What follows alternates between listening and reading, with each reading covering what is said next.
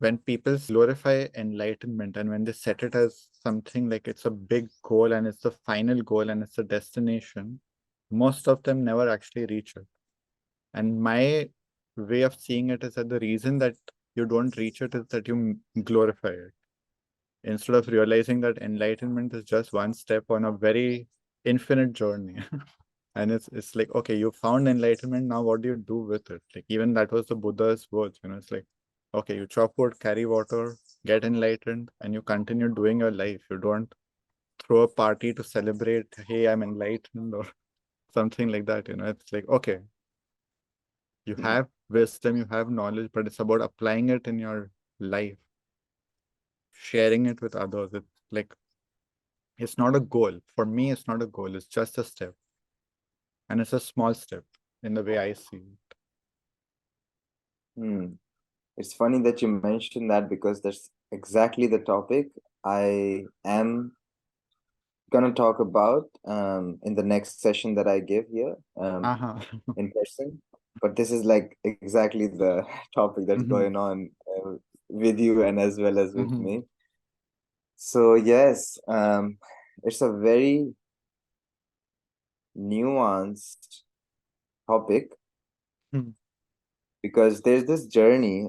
So the way I have experienced it is that first there is this ignorant person who doesn't know anything and maybe doesn't even have any idea of about spirituality. So just like any random route you can take. So in the beginning, you need a seeking impulse. You need some incentive. You need some, oh, there can be more. There's something that I can experience. There's something that I'm missing out on. Just out of curiosity, you can say, not out of lack, but more so like, or maybe like at some point, actually, I think everybody experiences that in their journey that, oh, they feel like they're lacking something. And it can be a part of journey, a part of the journey. But yeah, then there comes a point once they have started that journey, that seeking impulse, which is a beautiful impulse because that's a calling basically from Mhm. God to God, come Mhm. back to me. So it's a great, beautiful calling. But then the way we as humans distort it is exactly what you're saying, that then we just make it about that thing as any material success, Mhm. material achievement. Mhm. And then whether we achieve it or not, it becomes like a trophy Mhm. that either I have achieved it or not. Mhm. And then what? Like people like then what? So exactly what you said, before enlightenment, chop wood, carry water. After enlightenment, chop wood, carry water. And I also call it like after enlightenment, there's infinite play. Mhm. Before you were suffering, Mhm. maybe you're ignorant of your suffering, Mhm. and now you may still, actually you will still have those moments of suffering. You'll have your own distortions to resolve, and all of that things will still happen, but now it's infinite play. It's a different place to come from. And that's why it's like self-realization ultimately is a paradox, that ultimately it doesn't matter because it's the same. Like the life is just life, like it Mhm. doesn't matter anything, doesn't, but it changes everything at the same time. Like Mhm. it's the place you're coming from is completely different. The Yeah. realization, conviction that you have is a completely different ball game. But still, you still have to do your chores, make money Mhm. if you want to, but like you have to live your life Mhm. um just like you were living before. And that's the whole point of, there's Mhm. no point to enlightenment, and that's all the point there is Mhm. to enlighten. Yeah. So yeah, I do It's, feel, yeah, yeah. that, and I love the way that you put it. You've basically just like in a way read out my post, because that's what I was saying, is that what shifts is the way you chop the wood and the way you carry the water. It's that internal shift that makes the whole difference. Is that, I would say, in that the suffering disappears. You stop having the attitude of suffering that I have to chop wood, I have to carry water, I have to pay my bills, I have to pay taxes, I have to do this, I have to do that. All of that shifts, and you start realizing that none of that is significant. You just do it because it's part of life.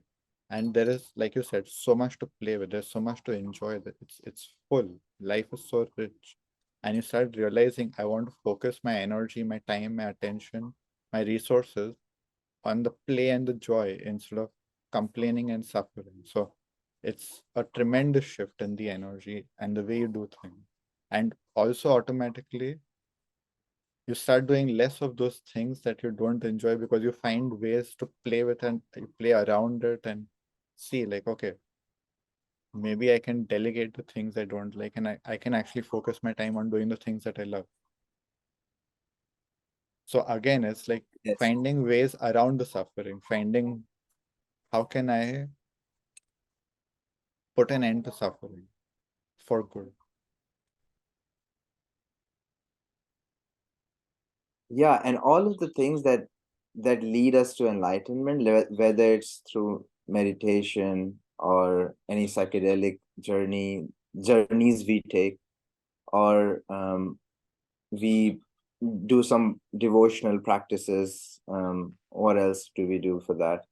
We do some maybe qigong, yoga, whatever, like the Mhm. practices people do to get to that certain. That one big thing a lot of people do is study. They read a lot, they take in a lot of content, Oh yes, absorb a lot of exactly. information, and that goes nowhere. In my opinion, it's like it just keeps filling up your head, and in that the knowledge starts becoming like poison because you have all the information, you still can't grasp that one thing that you're looking for. And that grasping, how do you end up grasping it is not through all of that. Like even the Buddha he found the enlightenment when he stopped seeking, when he stopped literally seeking. Exactly.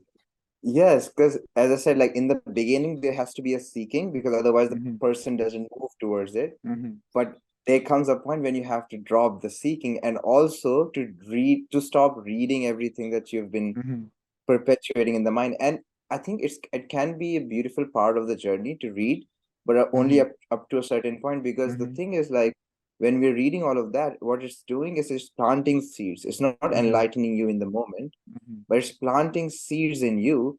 But once, like, but we don't have to make the mind as a storing machine of all of these seeds. Like, you can just plant the seeds and then be done with the planting. mm-hmm, Now we can work on harvesting. We can work on, first of all, growing that, nurturing that, and then harvesting. And harvesting is, you can say, surrender whenever it comes, basically. But that we can plant the seeds with all the things that we study or do things, but then we don't need to buy another book or mm-hmm, go to another teacher or do something new or mm-hmm. find some new technique or whatever, because it's like a whole playground.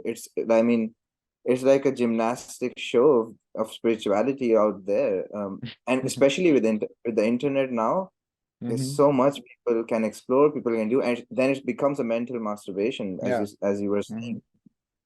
So the way I see it is that we can plant those, because can be beautiful to get guidance from others, to mm-hmm, read some books, get those seeds and planted in there, and then we leave them. Then we mm-hmm, nurture them, harbor them, mm-hmm, and then through our own journey, however we do the self-awareness, self-inquiry, and all of meditations, whatever technique we choose, but we stick to that. We develop that devotion and discipline and commitment, and then enlightenment happens, and then what happens after enlightenment?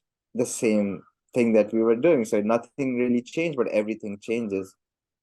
So yeah, that's just what I wanted to add to and that. also to highlight like in one sense also everything can change on the surface. It's like you realize that you're doing things that you absolutely don't enjoy and you realize that I want to live a completely different life. That's what happened to me. It's like, but the difference I would say is that you are not grasping for another life because you hate your current life. I think that's the shift, is that you're not escaping something anymore. You're not escaping suffering. That's the key. Is that when you make that shift post enlightenment, it's because you have found joy and you see that there is more joy here. And I don't want to suffer anymore. I'm deciding that I'm done with suffering.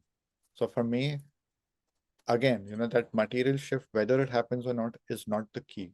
The key is that you stop escaping suffering. That for me is enlightenment. Hmm.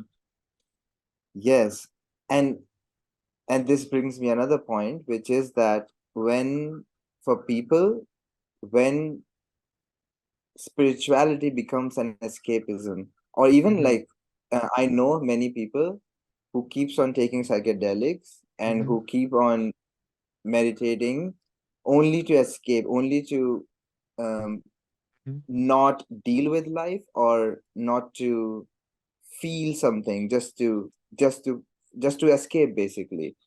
And the way you describe it is very good, because this is the realization of enlightenment, is that we can stop that whole cycle of suffering. That's Mm-hmm. our freedom, that's our free will actually, to do that once we align with what is. This is what God is all the time. So uh, and in that, many people carry their own interpretation. So even though, like, let's say some people who awaken to a degree, like, because awakenings can be of multiple natures, you must have Yes. noticed. Mm-hmm. Like it, but the thing is, like, many people awaken and then they get depressed. They get like, oh, I just want to escape this Mm-hmm. Earth planet. I just want to commit. Like some people even want to commit suicide actually, Mm-hmm. and that's not full awakening. That's not full Mm-hmm. enlightenment, because they're just, the mind is in now interpreting that awakening in Mm-hmm. some distorted way, that that's actually not how it's supposed to be. Like right now is heaven, right now is Mm-hmm. the best it could be. This is Yeah. perfection in manifestation, and every moment is a synchronicity. Mm-hmm. And all of that love and beauty that comes with full spectrum awakening is like, you can only get that when you, as you said, like when we have that, the end of suffering, or at least if not the end, but then it can be, like, it's in your power basically, that you can See, stop the suffering in any moment. I want to nuance this by saying that you keep putting that caveat that suffering, there may be some suffering, but the way I want to put it is that I believe very strongly from my experience that suffering can end fully. What what will remain is pain. Pain is a part of life, but pain and suffering are not the same thing. And there will Right, be right. challenges and there'll be obstacles and there'll be difficulties. And the difference is that you approach all of that from a place of enlightenment and joy. You start seeing pain as part of life. It doesn't define life. It doesn't have to ruin life. It's just a part of life. And the cycle keeps going on. Again, what shifts is your attitude towards it. And talking about psychedelics and this, the state that you were describing, I have been on that journey. I've been working with ayahuasca for over 9 years now. And I went through all the stages that you described, trying to escape, thinking that ayahuasca will solve all the problems. I drank ayahuasca more than 500, 600 times now. So I know what I'm talking about. I'm not just some idiot. And like I work with it very intensely and with a lot of guidance. Um, the difference for me was realizing that ayahuasca will not save me, that enlightenment is done. It's just the realization that I have to Mm, choose not to suffer. And right. the world is the way I see it. The world is not anything except the story that I tell myself about it. And that for me Exactly. was the enlightenment. What I want to add is that whether it's content, whether it's psychedelics, whatever you're consuming, all of that post enlightenment is when you actually reach that place of joy. Not just have the insight, not just have the epiphany, but actually reach that place of joy and start living from there. All of that starts taking a whole new dimension. Then reading content, watching talks, taking psychedelics, all of that comes from a very different place. It's no longer about escaping. Then it becomes uh, about reaching higher levels of consciousness and amplifying the joy. So again, it's like you can use psychedelics as a drug, which is what most people do. After the first few enlightenments, then it becomes a drug to keep escaping and thinking that that will save me. And then there comes the shift, and you realize it's not going to save me. Then you find that joy, and then it becomes a very powerful enhancer to go to higher levels. But again, going to higher levels, it will just show you the door. You have to do the walk in your everyday life. It's again not a Yes. drug that I will keep taking and going to higher levels. No, it just opens the Yes. door. The free will is of the free will, this is activated within us. It's like only we can make something happen with it. Like all of that realizations even like, and one thing you just mentioned, that truth in its pure form, source, you can say, is without interpretation, without anything added to it. And I think you mentioned in other words, like meaning, like you add meaning or story to everything. Like that's the human interpretation coming in. And I've seen so much human interpretation, even in the space of enlightenment, like people talking about enlightenment, and there's so much their own stuff coming into that. Oh, this is what it means, this is what it is, this is the story, this is like they start explaining, and I'm like, this is the whole interpretation. Like, Mm. can like because I think we last time also we talked about it, we cannot talk about that. Like we Mhm. can literally, there's no way we can explain, we cannot talk about it, but we can say what it's not. We can say this is not it. So just to give that pointer again, it's like whenever we experience, like whenever we understand or not know that, like knowledge not just from the mind but like knowingness when it comes, then yeah, as you said, like any psychedelic, any nothing else is needed anymore. Like you can take just to amplify or learn certain things, to balance certain things, to purify yourself, whatever. Like we can take keep on journey, like having our own journeys, but when that final realization comes, there's like it's over, it's the peak, it's not like it's done. Like there's Mhm. no yeah, nothing to be saved, nothing to be done Yeah. even. Like everything that happens after that is just happening. Mhm. So this is the ultimate shift, ultimate realization. Mhm. And then as you said, like all the things that we do is just for the sake of the journey that we are still embarking upon. The way I see it, like the enlightenment experience is actually living life directly. Like that is the purest enlightenment in action is live life. Actually live it. Stop being a robot on autopilot. Live the life that is in the unknown. That is real life. The autopilot which just keeps happening, for me, that is not even life. I don't even call that life.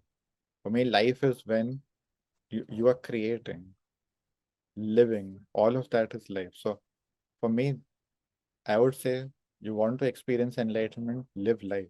That is the experience.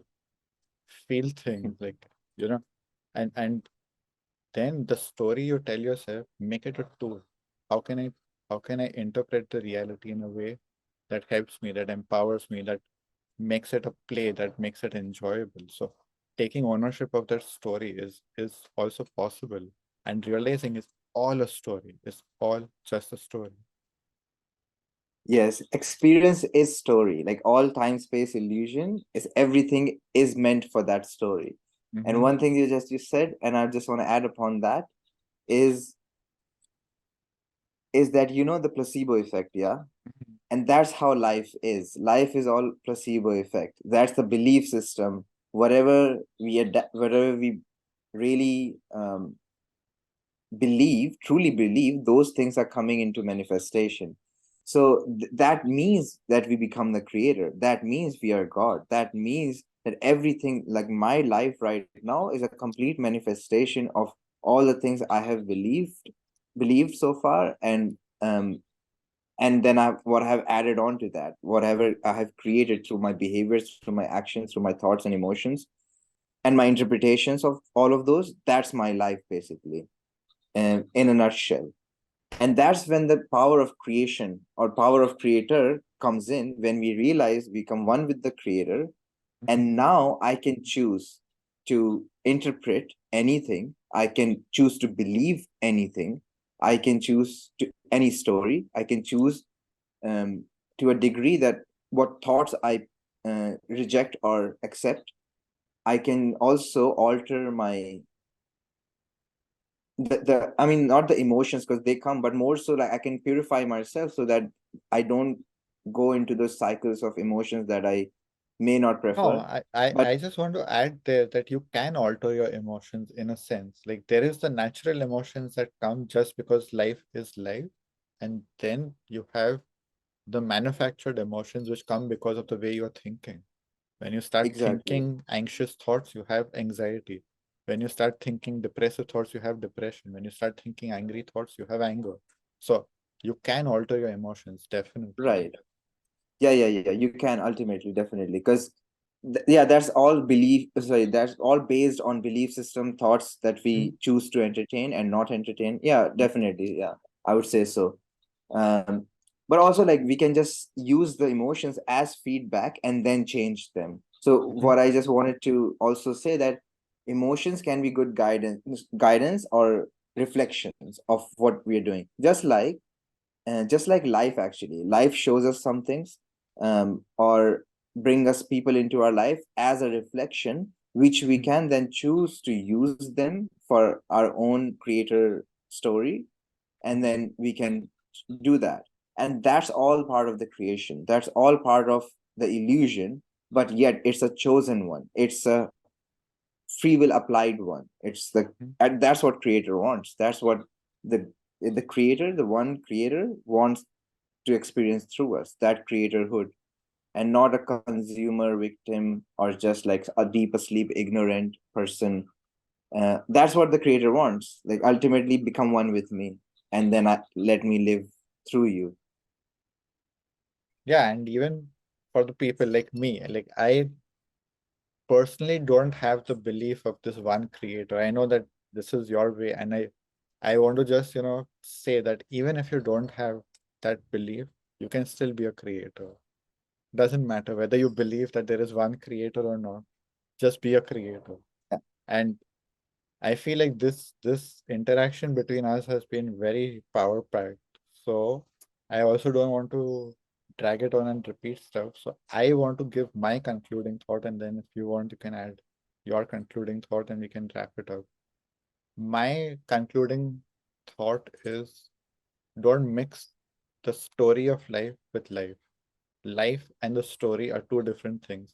Live life, experience it, feel it, and whatever the story you want to create is up to you. But don't miss out on life by confusing it with the story of life. Yeah. And also, as an exercise we can give in this one also could be that take your life, like literally examine your life and see how everything is already created, and then each and everything that you see how you can then take ownership of your own creation, and from that you can change whatever belief system, whatever thoughts you entertain. And literally you can do it in a journal actually, that you can see, this is my life right now, and everything is my creation, it's my story, it's my whatever is happening. And and you can also hypothetically just create a new story in the moment, like just first experience that, first just experiment with different kind of stories, so then you can realize that actually I can choose anything, I can choose any story, and then whatever you prefer you can do that, but only to realize that's also a story. And then but I can create my reality based on that. I can shape my reality and co-create and live that way. So yeah, that would be a good exercise also, to just see what we have created, and then what we can do to change it, to create a new reality. Awesome. So, yeah, just to close once again, I want to say that we are going to be starting a co-coaching program with a group. So, if you want to learn all these things, how to create your reality, how to redefine your story, how to become the creator of your own life, and all the other topics that we work on, self and spiritual mastery, uh, use the sign up link in the description and we'll notify you when we are launching. Thank you for watching. Thank you. Yeah, good.